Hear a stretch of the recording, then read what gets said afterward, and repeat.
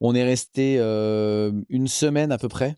Une semaine, 8 jours avant de filer au Canada. On était plutôt bien lotis en termes de localisation. C'est-à-dire, on était vraiment à côté de l'Empire State Building, donc on était vraiment dans le centre. Donc on a voulu faire Coney Island, on a fait la Statue de la Liberté, bien sûr, l'Empire, on a fait Chelsea, on a fait Brooklyn, on a fait petite balade sur l'eau. On s'est fait pas mal de jolis spots. Mais je dois avouer qu'avec les filles et la chaleur, ça a été quand même assez dur. Elles ont vu ce que c'était que New York. Cette espèce d'énergie constante, de brouhaha constant, on avait la chance d'avoir un rooftop à l'hôtel qui donnait sur l'Empire et donc sur l'extérieur et la rue. Et c'est vrai que tu sens quoi cette énergie. Et donc plutôt un bon souvenir, mais mitigé parce que souvenir aussi de chaleur, de moments un peu difficiles, tu vois.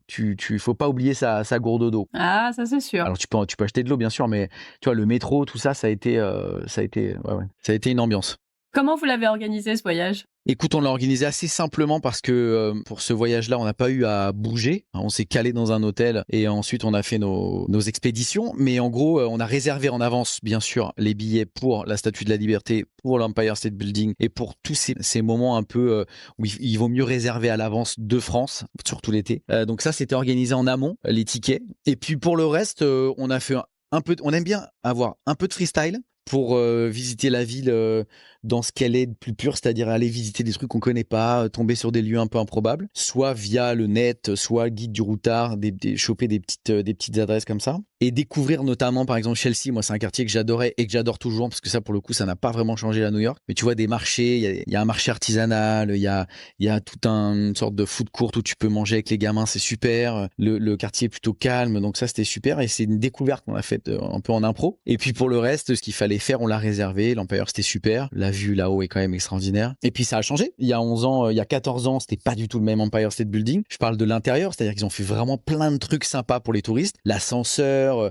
les décos, la photo que tu peux prendre avec le gorille. Enfin, je veux pas spoiler tes auditeurs et tes auditrices, mais c'est quand même vachement plus sympa maintenant. C'est une vraie expérience. Et puis la Statue de la Liberté, écoute, c'était très cool, mais il faisait très chaud. Et donc les filles étaient fatiguées. Bon, écoute, on a fait ce qu'il fallait faire. C'est-à-dire qu'on est monté dans la stèle de la statue, on a fait un peu le musée et puis on est parti. Quand vous arrivez, c'est quoi les premières impressions des filles, et les vôtres aussi, puisque les tiennes, ça remonte un peu, la dernière impression. Est-ce qu'il y a eu le waouh, c'est trop cool, surtout de la grande? Comment ça s'est passé quand vous arrivez à New York? Bah écoute, ouais, il y a eu le waouh, ça c'est sûr. De la grande en arrivant déjà, ne serait-ce qu'à l'aéroport JFK. Ensuite, taxi, donc là tu passes par toutes les petites bourgades et tous les quartiers new-yorkais éloignés. Et puis ensuite, quand tu arrives dans New York, dans Manhattan, là il y a eu, je me souviens qu'elle a vraiment sorti son téléphone et elle voulait tout filmer, les pompiers, les buildings. Enfin, là t'es dans le film, Ah bah donc oui. forcément c'est assez fou. Donc oui, il y a eu l'effet escompté, c'est clair. En arrivant à l'hôtel, on savait qu'il y avait un rooftop, donc on est monté assez rapidement pour regarder un peu la ville de plus haut. Donc ça, c'était plutôt sympa. Et pour moi, si tu veux, quand je suis arrivé, j'ai pas vécu le changement tout de suite. C'est comment te dire, c'est le mood, l'ambiance générale de New York qui pour moi a changé. J'ai envie de te dire, pas forcément dans le bon sens, et en même temps, je suis pas resté assez longtemps pour vraiment faire un état des lieux global de ce qui est devenu New York. Ce que je peux dire par rapport à mes impressions en arrivant, c'est que depuis que la weed a été légalisée, et ça, faut en parler parce que quand t'es avec des enfants, c'est quand même un concept. Bah, c'est Weedland, quoi. Ça sent l'herbe partout dans la ville. Et ça, j'avoue que j'ai jamais été choqué par, De temps en temps, voilà, oui. c'est de l'herbe, voilà. Mais là, c'est quand même, tu sens que les gens en ont besoin, soit pour déstresser à cause du boulot, soit parce que c'est homeless land aussi dans la rue et qu'on sent que, voilà, comme un peu chez nous à Paris, les gens sont aussi en difficulté financière. Donc oui, ça fume beaucoup et donc ça sent énormément.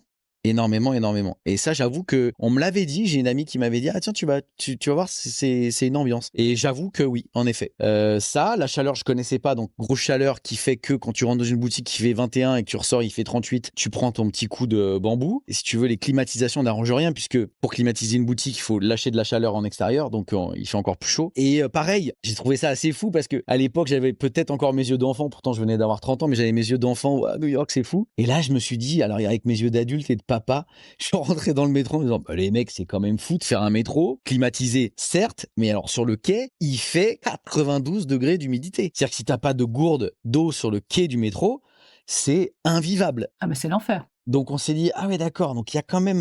Il y a une marge de progression. Ouais, exactement, j'ai envie de leur dire, les mecs, je vous demande pas de climatiser un quai de métro, ça n'a aucun sens, mais un brumisateur, de l'eau à dispo, des petites choses, tu vois, un métro qui fait peut-être moins de bruit, enfin, mettre un petit budget dans cette ville, qui est quand même l'une des plus grandes villes du monde, une mégalopole incroyable, et voilà, et puis après on a fait aussi Central Park, et là pareil, tu vois, alors là c'est cool, parce que t'as des vendeurs en camionnette qui te vendent des glaces et tout machin, mais pareil, on s'est dit, oh, quelle chaleur! Quelle chaleur! Ça n'enlève pas la beauté de Central Park, qui est extraordinaire, mais c'est vrai que oui, la chaleur, c'était assez impactant pour ce voyage. Tu cherches les rues parallèles où tu vas avoir l'ombre le plus possible parce que quand tu es en plein soleil, c'est insupportable. Ouais, complètement. Ouais, complètement.